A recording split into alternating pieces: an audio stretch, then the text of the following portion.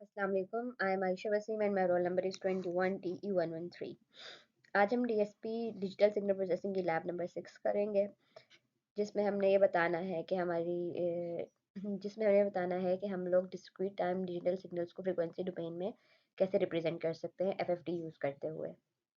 इसी तरह से हमने बताना है कि भाई स्पेक्ट्रम ऑफ रेजोल्यूशन कैसे करना है and magnitude phase and power spectrum कैसे करना है, और हम लोग स्पेक्ट्रम लीकिंग कैसे कर सकते हैं और उसको स्पेक्ट्रम लीकिंग को अवॉइड कैसे किया जा सकता है। इसी तरह हम देखते हैं कि एफएफटी मेथड के लिए हमें क्या फार्मूला यूज़ करना है। एफएफटी मेथड के लिए हमने ये फार्मूला यूज़ किया है, जिसमें जो हमारे पास कैपिटल एन है, डब्ल्यू ऑफ कैपिटल एन जो है ये टोटल नंबर ऑफ सैंपल्स को डिवाइड करता है, एंड स्मॉल एन जो है हमारे पास डिस्क्रीट सैंपल्स को डिफाइन करते हैं। ठीक है, फिर हम इस फार्मूले में क्या करेंगे, इवन और ऑड सैंपल्स में हम इसको डिवाइड कर देंगे। ठीक है, इसको हमने इवन और ऑड सैंपल्स में डिवाइड कर दिया है। ये हम हमारे पास डब्ल्यू ऑफ एन की इक्वेशन बन गया है। जब हम सर्कल ड्रॉ करते हैं, सर्कल सा, उस पे जो हम वैल्यूज लिखते हैं वो हम इस फार्मूले के मुताबिक लिखते हैं, W of N is equal to E of minus J two pi by N. ठीक है, तो उसके बाद फिर यहाँ पे हमारे पास K is equal to M even numbers को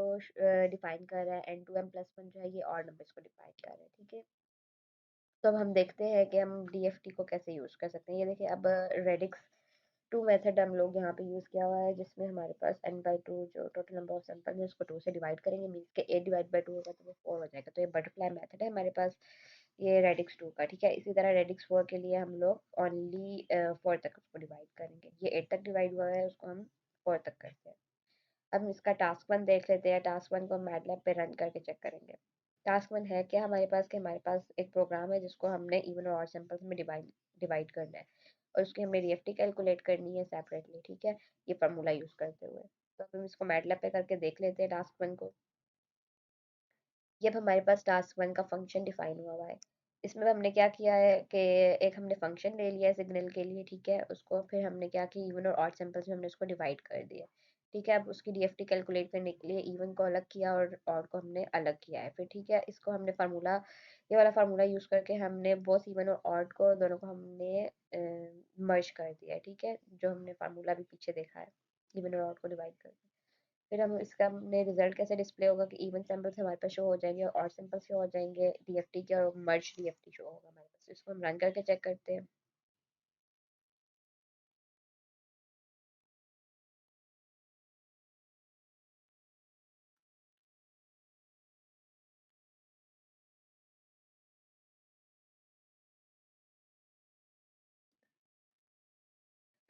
सॉरी, इस फाइल को पहले हम सेव करते हैं। इसको अब हमने सेव कर लिया है। ठीक है, अब इसका टास्क वन जो है, इस फंक्शन का जो आगे हमने एग्जांपल ले लिया है, वो एग्जांपल क्या है हमारे पास, हमने एग्जांपल लिया है, एक सिग्नल ले लिया है, और उसमें हमने 8 एलिमेंट्स को डिफाइन कर दिया। ठीक है, और अब हम इसको रन करके चेक करते हैं क्या आता है हमारे पास।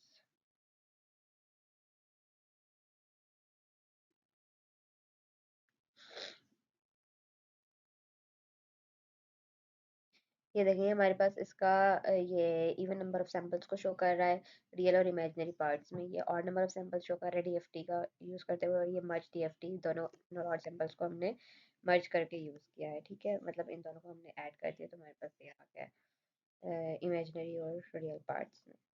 टास्क टू की तरफ जाते हैं। अब हम अपने टास्क टू में हमारे पास क्या है, यही हमने टास्क टू में यही बताया हुआ है कि अब जो टास्क वन का प्रोग्राम है वही यूज़ करना है, और यहाँ पे डिफरेंट सिग्नल्स हमने दिए हुए हैं, इनको देखना है। जिसमें हमारे पास क्या है, इसको हमने देखना है कि भाई फंक्शन की सिमेट्री चेक करनी है। ठीक है, फ्रीक्वेंसी रिप्रेजेंटेशन चेक करनी है। तो इसमें हम लोगों ने क्या किया है, इसमें हमने सिमेट्री इस तरह से देखनी होती है कि जो हमने चेक करना होता है कि हमारी मैक्सिमम फ्रीक्वेंसी जो राइट साइड और लेफ्ट साइड पर जो वैल्यूज आती हैं उनमें सिमेट्री क्या है, उन दोनों में सिमेट्री है या नहीं है, हमने ये मैच करके देखना है। तो अब हम इसको मैटलैब पे रन करके चेक करते हैं। कोड ले लेते हैं अब हम अपना मैटलैब का सेकंड, हमारे पास जो सेकंड टास्क का कोड है वो ये है। ये सिग्नल्स हमारे पास आ गए हैं जो हमारे पास जो सिग्नल्स गिवन थे। उसके बाद फिर हमने क्या किया है, इसकी फॉर लूप लगा के हमने सिग्नल्स की लेंथ को चेक करना है। ठीक है, और उसके हमने डिस्प्लेसमेंट यूज़ करके सिग्नल्स और स्टैंडर्ड फॉर्म में नंबर्स को हमने चेक कर लेना है, ठीक है, सिग्नल्स को। उसके बाद हमने एफएफटी का फंक्शन यूज़ करते हुए डीएफटी को कैलकुलेट करना है, और इसको अब हम रन करके चेक करते हैं कि हमारा क्या फंक्शन होता है।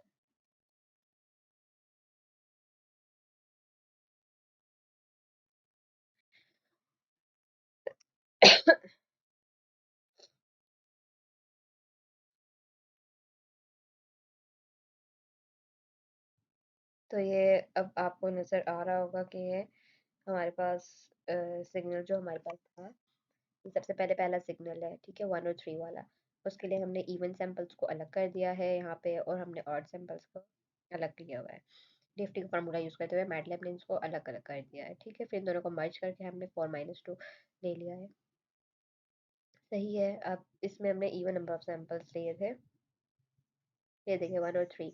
इसमें इवन सैंपल्स पहले लिए हमने कि 1 और 3 हमारे पास क्या है, 1 हमारे पास जो है वो इवन सैंपल है, 3 क्या है वो हमारे पास ऑड सैंपल है। फिर इन दोनों को मर्ज किया, मतलब 3 + 1 किया तो 4 आ गया हमारे पास। तो स्टैंडर्ड मैटलैब, और मैटलैब हमारे पास एफएफटी क्या दे रहा है कि वो 4 - 2 फंक्शन दे रहा है, ठीक है।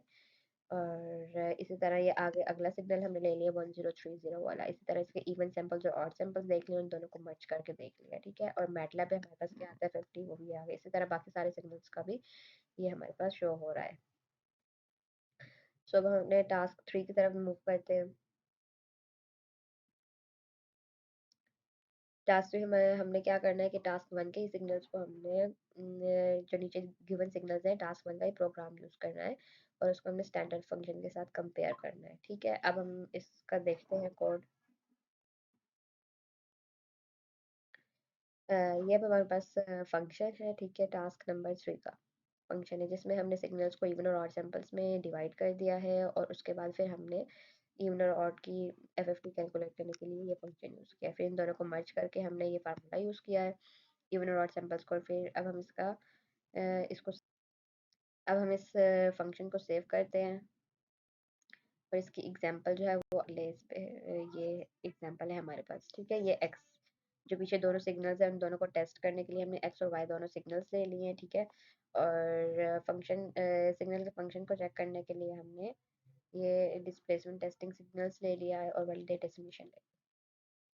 तो अब हम इसको मैटलैब के साथ कंपेयर करने के लिए हमने ये वाला फंक्शन ले लिया। इसको हम रन करके चेक करते हैं इन दोनों सिग्नल्स का।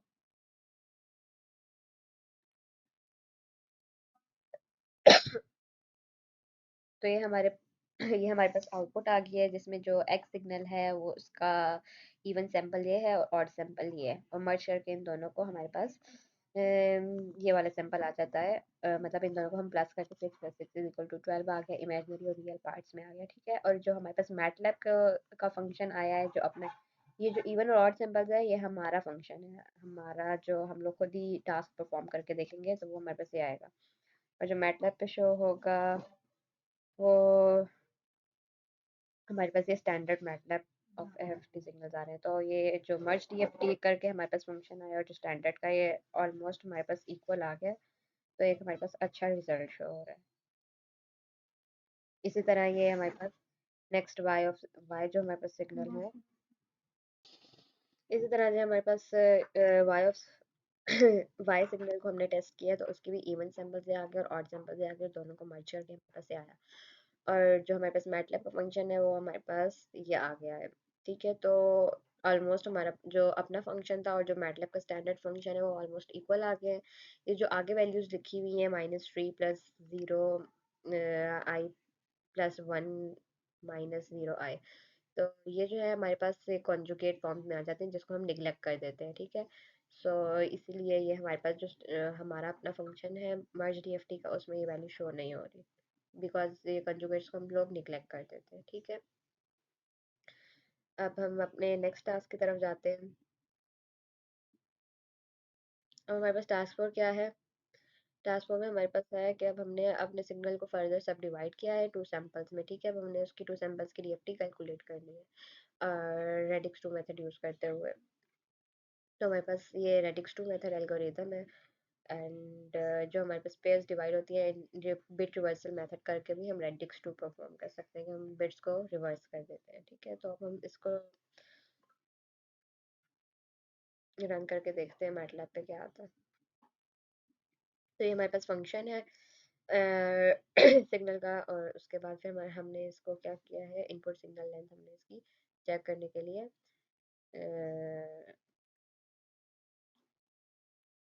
इसमें हमने अब अपने इफ और एल्स का फंक्शन यूज़ किया है, जिसमें हमने इवन और ऑड पार्ट्स में इसको हमने डिवाइड कर दिया, ठीक है। और डीएफटी को कंप्यूट करने के लिए, इवन और में डिवाइड करने के लिए हमने माईएफएफटी का फंक्शन यूज़ किया है, एंड देन इसको कंबाइन करने के लिए हमने ये वाला फार्मूला लगा दिया, ठीक है। अब इसको हम सेव कर लेते हैं, और इसकी एग्जांपल है हमारे पास। हमने ये एक सिग्नल ले लिया है और माईएफएफटी का फंक्शन यूज़ किया है, ठीक है। और इसकी फ्रीक्वेंसी रिप्रेजेंटेशन चेक करते हैं इसको रन करके।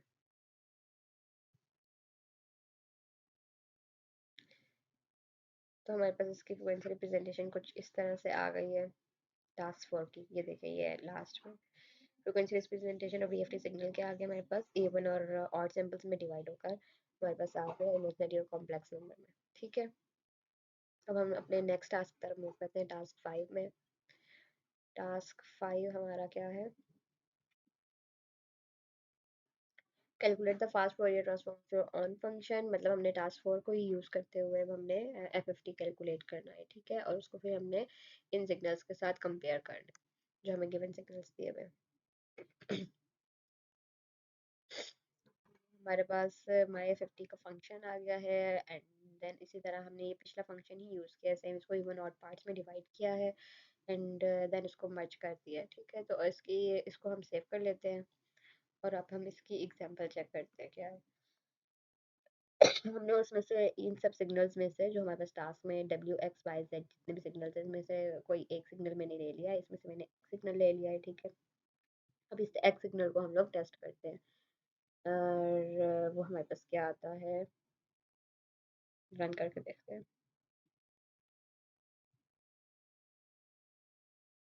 अब हमारे पास 4 रिजल्ट आएंगे, ठीक है। ये देखें, ये 4 रिजल्ट्स आ गए, comparison of FFT results. Signal x हमारे पास इस तरह से आ गया, एंड देन फिर कस्टम एफएफटी ऐसे आ गया, जो हमारा अपना एफएफटी हम यूज़ करेंगे तो उसकी हमारे पास ये वैल्यूज़ आ गई हैं, और जो हमारे पास स्टैंडर्ड एफएफटी है वो हमारे पास ये वैल्यूज़ हैं, दोनों ऑलमोस्ट सेम है, तो ये बहुत अच्छा रिजल्ट है। तो ये आज हमारी आज की लैब का ये लास्ट टास्क था, डीएसपी लैब। तो इधर हम अपने टास्क को एंड करते हैं। थैंक यू सो मच, अल्लाह हाफिज़।